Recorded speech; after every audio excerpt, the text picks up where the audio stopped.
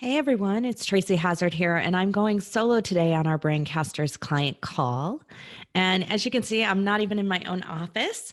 I'm in podcaster Juliet Clark's office because I'm hanging out in Salt Lake City today and just recharging, sort of thinking about 2019, masterminding with my friend Juliet, and doing those things that we sort of take stock at the end of the year. So while the rest of the family is skiing, because that's not my favorite thing to do, I'm reflecting.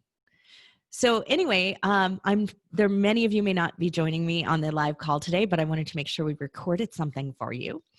If you do join in here briefly, I'll answer questions and do the usual. And of course, Tom and I have big plans for 2019 for how we're going to amp up a lot of things, including more of these calls and opportunities for you to strategize with us and do things. So, I just thought that maybe today, seeing it's really close to the end of the year, that I would give you a little bit of perspective on strategic planning and the types of things that I go through every year and what I do.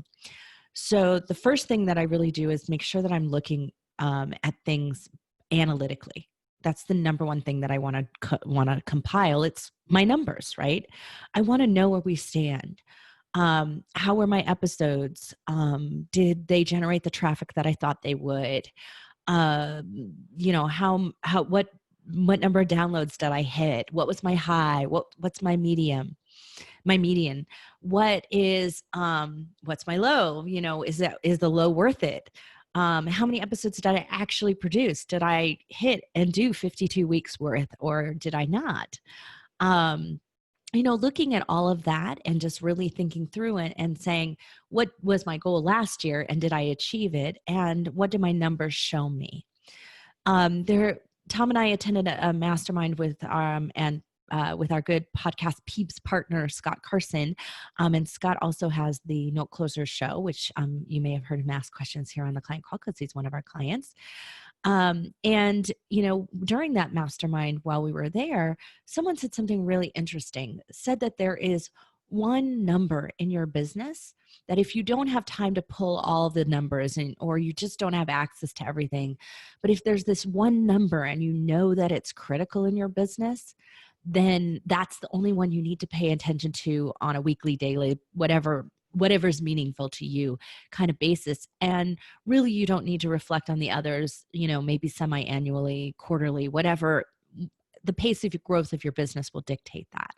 And so that's something that I put a lot of thought into, and I had my gut reaction as to what I thought our number was.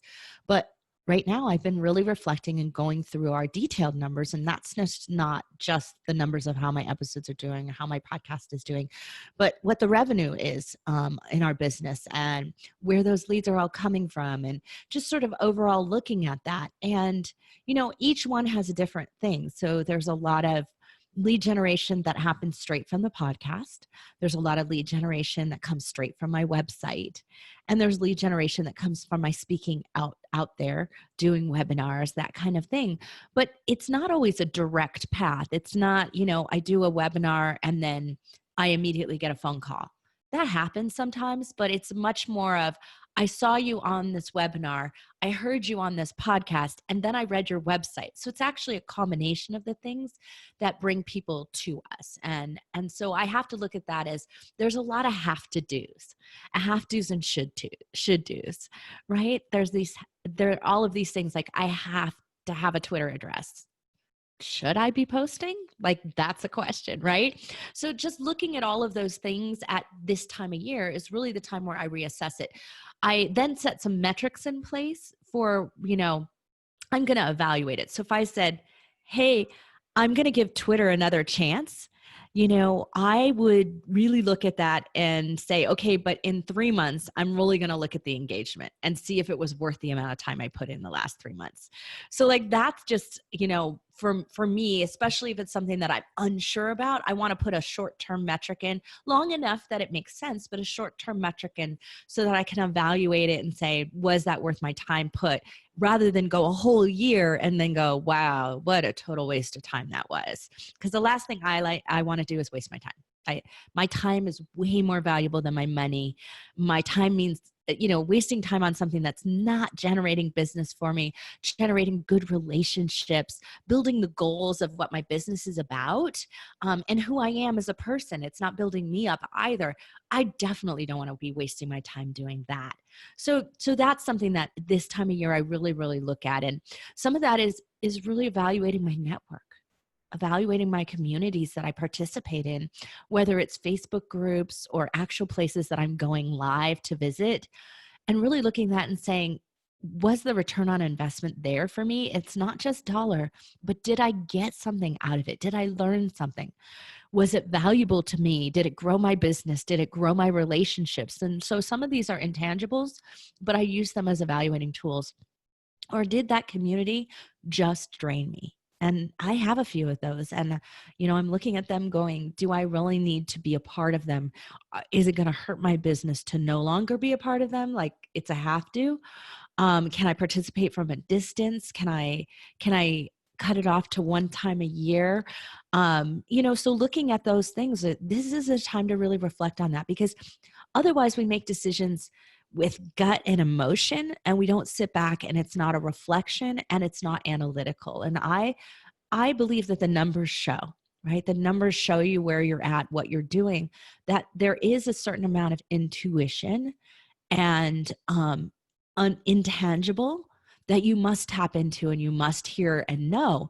But unless you have the numbers indicate to you this needs evaluation, then I don't look at it. So in other words, if the numbers are saying, wow, that doesn't look like I got a lot out of that this year, maybe I need to rethink that. Then I want to sit and I want to reflect on it. I might make a pro-con list. I'm a list kind of person. You might meditate on it. It's up to you how you want to reflect on that. Maybe you want to talk to some other people who are also participating in that and say, hey, are you experiencing the same thing? But now I want to do something that's an outreach or an internal reach, right? Whichever way you want to go, and reflect on that and saying, I really have to consider, was this worth it or not? Does it feel worth it? And I know we don't like to tap into feelings in our business. Some of us don't. That's okay. But I have to say that, you're not going to always get to the innovation intangibles and that thing, should I keep going and should I push through? You're not going to get that straight from your numbers. So if you're only looking at it from that side, you're missing that other component as well. So this is where I try to balance it. But, to be quite frank about it, if you don't walk away from your business to sit down and look at it, it's really hard to make these decisions. And that's why I usually take time off at this time of year. Last year I took it at home and I had a staycation, and the whole rest of the family went skiing and I stayed home and got a lot of stuff done, right? I got a lot of stuff thought through, and I didn't have all the noise and the chaos and other people's opinion informing mine. Now, I didn't make all those decisions alone, but I made a list of things and said, hey, this is where I'm at on these. Now, let me sit down with Tom and talk to Tom about where he's at with those. And let me sit down and talk to Alexandra and see where she's at with those. And that way we can make a final decision as a team. And so if they didn't have time to think about that or time to reflect on that, I shared with them my numbers and I shared with them my thoughts, and then let them go back and think through it from their perspective. Because maybe I didn't find it valuable, but Alexandra thought it was amazingly valuable. So I don't want to make one-sided decisions in my business, because we're a team. It's not that everyone's opinion matters, because there's a vision here and it needs to keep to that vision, but everyone's input matters, because I need to hear that. It's as valuable as my own thoughts and my own intuition in that as well. So anyway, that's a little bit of what I think about. But, I get this a lot from a lot of you are reaching out going like, should I keep podcasting? Am I doing okay? I just reached, 10,000 listeners. Is that good enough? Or I just only hit 500 an episode. Is that good enough? You know what? It's not about that number in specific for you, because each number is different for each one of your businesses.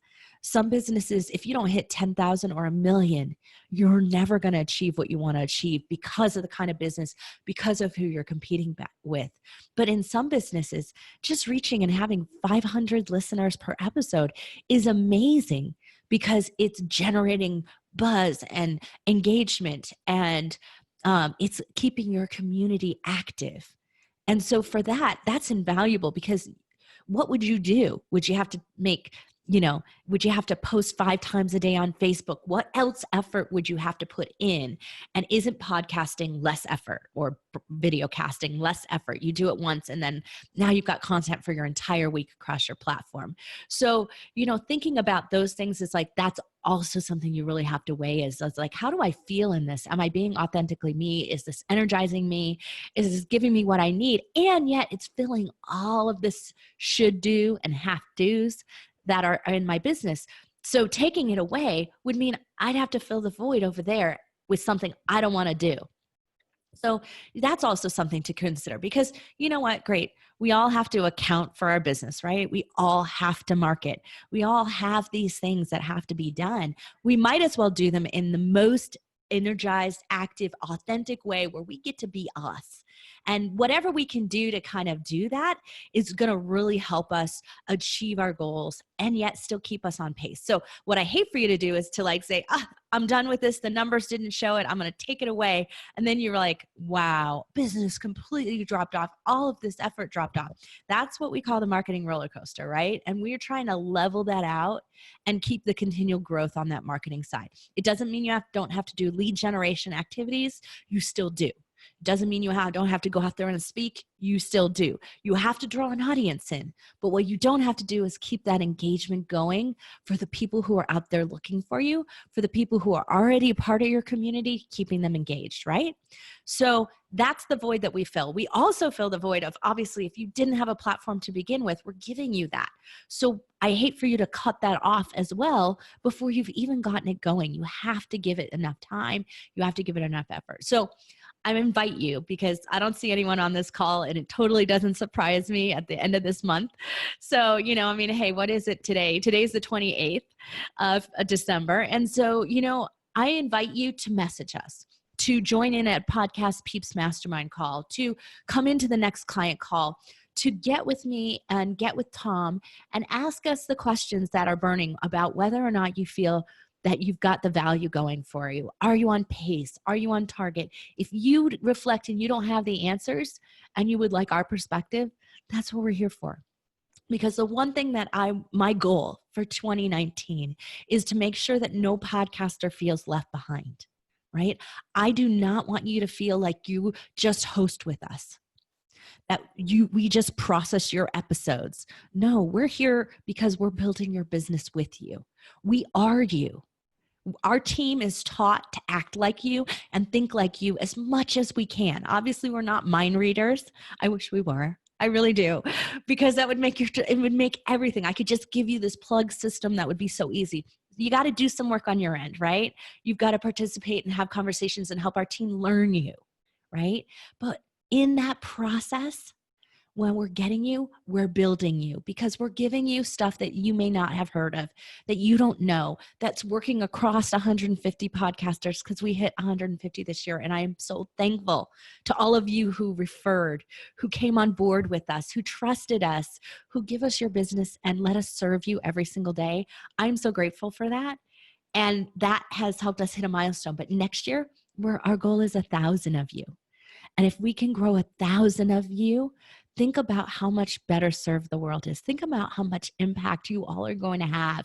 But with 1,000, I've got even better data and better information that I can bring to you to help you grow in your niche, in your area, and be more competitive and get your message out there and draw in a bigger audience. I've got more to share with you. So that's also my goal as well. So reach out to us. That's my message here today, is that we are here for you. We're here serving you. And we've got a lot of information to share with you. So you just have to ask. So anyway, have a great and happy new year, all of you. I hope 2018 was a good year for you, but I hope 2019 is even more amazing. I hate to use the word, but awesome, right? It's a little dated. I'm kind of an 80s girl, as you've heard before. But, I'm looking for an awesome year, because awesome implies really big. Right? And I want to be bigger for you next year. I want to live bigger for you. I want the brand to be bigger. I want the platform to be bigger. Because if we're bigger, then you're bigger. That means you're having a bigger impact. You're serving more of your customers, your clients, your community. We can serve you in a bigger way than you can serve, then you have time, you have energy, you have everything you need to serve your communities. And that serves everyone well. So that's my goal. That's my wish for 2019, if you can call it that. But I just wanted to share that with you here and invite you to contact us and connect with us and let us help you. So happy New Year, everyone. Take care.